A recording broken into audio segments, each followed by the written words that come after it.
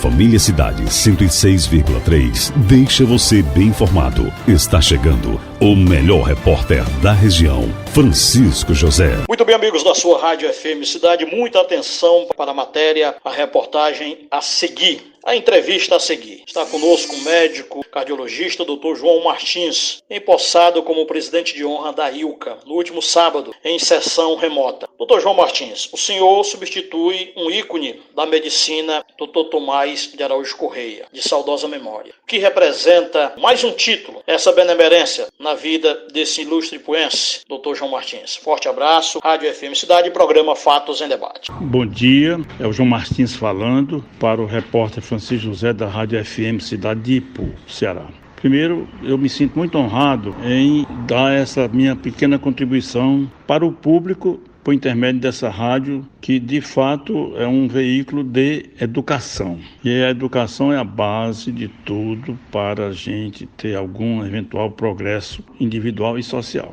Bem, em relação a essa homenagem que eu recebi em dar sucessão ao grande Dr. Tomás, como presidente de honra da ILCA, eu disse e repito que eu sou um seguidor das pegadas do Dr. Tomás. Que o Dr. Tomás é uma figura que extrapolou Ipu, extrapolou o próprio estado do Ceará. Eu sou, como ele também, da Academia Cearense de Medicina, da Academia Ipuense de Letras, Ciências e Artes e de uma outra Arcádia, que é a Academia Cearense de Médicos e Escritores. E o Dr. Tomás realmente é uma figura maior da humanidade, não é só ali do Ipu, porque ele no meio médico aqui é muitíssimo venerado como uma figura de decência, uma figura exemplar como médico. E eu digo que o Dr. Tomás baseou a vida dele em 3 templos: o templo da família, o templo da igreja, sua fé fortíssima, e o templo da medicina. E aí, ele que nasceu em 1923, no dia 3 de maio, e veio a falecer recentemente, com 97 anos e quase 4 meses, ele ficou lúcido até morrer. E ele atuou como médico até morrer. Ele não estava atendendo ao público direto, mas ele prestava consultoria a quem o procurasse para uma orientação, especialmente o Dr. Luiz de Gonzaga, seu filho, foi o homem que lutou ao lado do Dr. Tomás por 33 anos. Então, que sabedoria, que privilégio teve o Luiz e nós, médicos do Ipu, em conhecer e conviver e cooperar com o Dr. Tomás. Então ele é uma figura maior. É uma honra muito grande para mim, ao mesmo tempo uma responsabilidade, mas ao mesmo tempo eu tenho uma estrela guia, eu tenho um farol de Alexandria a me orientar, que é ele, o Dr. Tomás. Muita honra para mim e muita cautela e muita humildade nessa investidura de substituí-lo. Não serei igual a ele, porque acho raríssimo.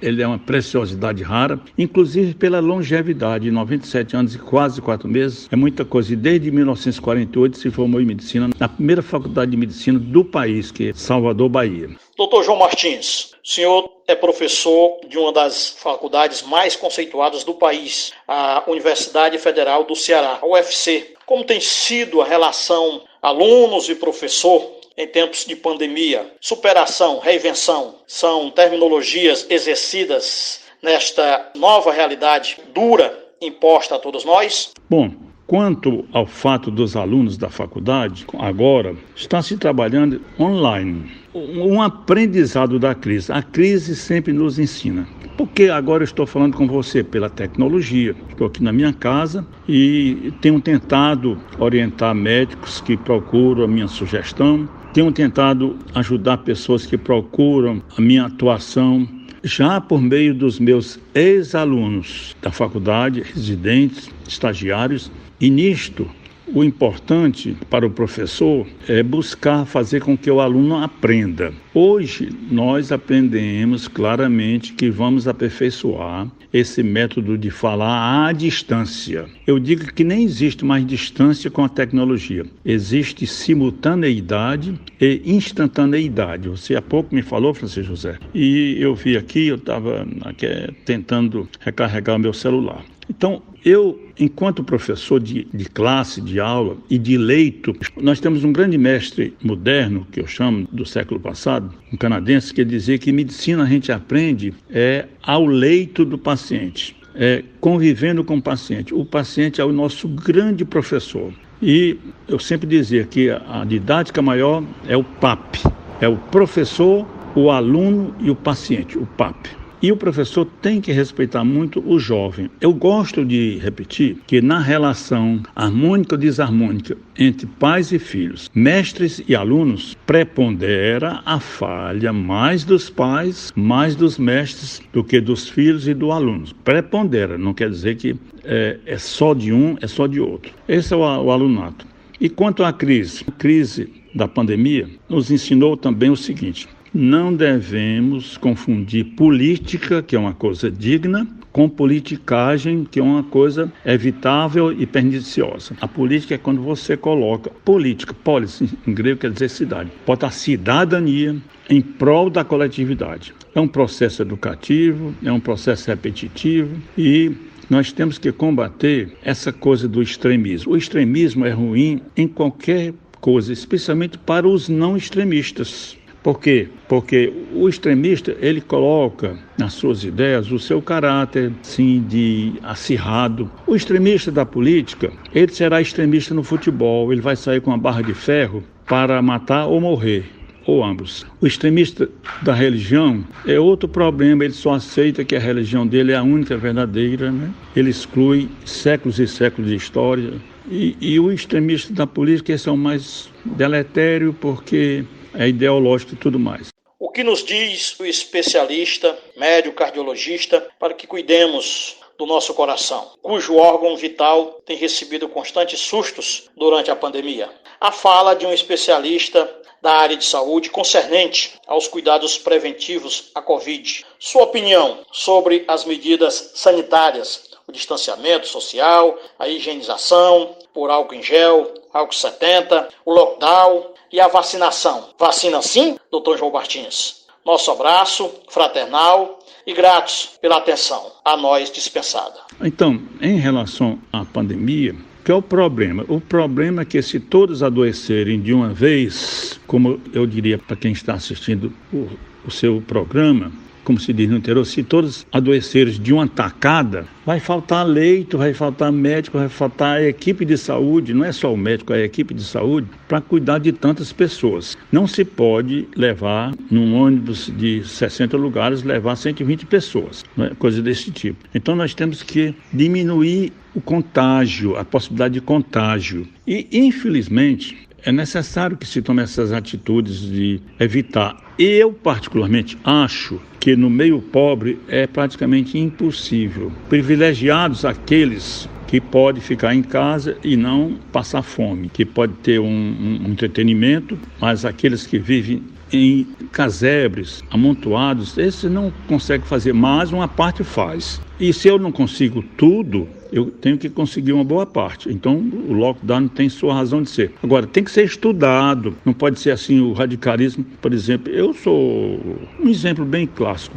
O indivíduozinho que vende lá o seu espetinho, se ele respeitar, qual é a diferença do espetinho dele para um restaurante? Desde que haja respeito às determinações. Quanto à medicação, os cuidados gerais de higiene. Estou falando da Covid, porque ela é provocada por um vírus, coronavírus, e uma das qualidades, a maior qualidade do vírus é a sua possibilidade, a sua capacidade de se transformar. Ele muda, ele é como gente sem vergonha, não tem palavra. Ele está assim hoje, amanhã está diferente. Agora, o que aconteceu? Ele ficou mais contagiante e ficou mais agressivo, atingindo inclusive pessoas jovens. Vacina. Totalmente favorável à vacina. Seria uma profunda ignorância de um médico se ele pensasse diferente. Por quê? Porque nós temos a história das vacinas, que começou há 2 séculos, mais de 2 séculos. O Pasteur, essa Coronavac é baseada no vírus que é morto e estimula, ele, embora morto, ele tem a capacidade de estimular o organismo a produzir defesas, que nós chamamos de anticorpos. E tem essa, a qual eu tomei, porque é de Oxford, da Inglaterra, um país que tem um conceito científico muito forte. E a Coronavac e a AstraZeneca, vantagens e desvantagens são mais ou menos equivalentes. Os cuidados continuam, boa alimentação.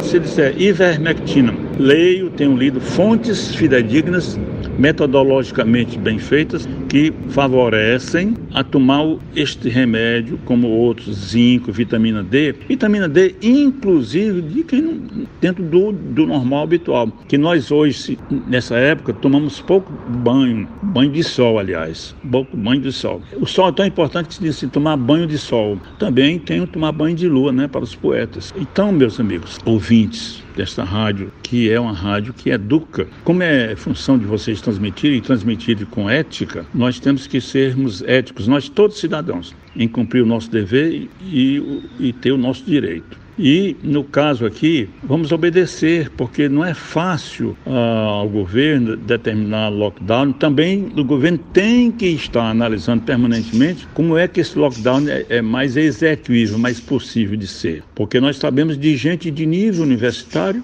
que se reúne em restaurantes, que vão até para outros estados, curtir praias, e na hora que bebe, agora se diz, a máscara cai por terra, se é que ela está na boca. Isto é o que eu tenho a dizer. Eu sou a favor do uso de ivermectina, sou a favor do zinco, sou a favor da vitamina D, sou a favor do exercício físico, do banho de sol, da boa alimentação, especialmente com frutas, verduras, pouca massa.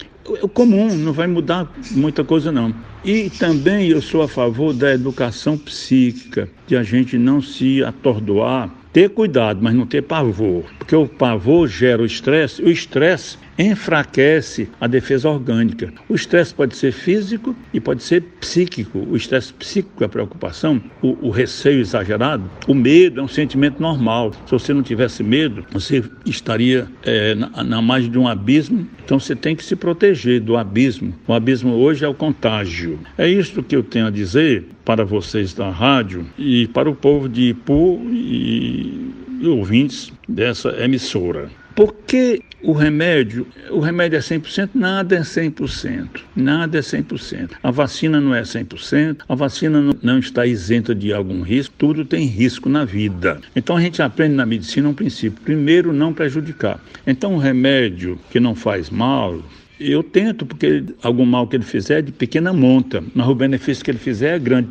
Tudo que favorecer o remédio no começo dos sintomas, ou preventivamente. Eu, por exemplo, tomo ivermectina de 15 em 15 dias. De qualquer maneira, eu sou um médico, eu estou mais propício a esse contágio e aquele médico que está dentro de uma UTI, mais ainda. Eu creio que eu respondi razoavelmente aquilo que me foi pedido esclarecer. E sempre estou à disposição para eventuais similares cooperações na educação geral. A educação é um fenômeno constante. Nós vamos aprender que é possível a gente trabalhar de longe, uma vez que nem sequer existe mais distância pela tecnologia. É importante que todos cumpramos a nossa parte e assim nós vamos ter melhores benefícios. Obrigado à disposição.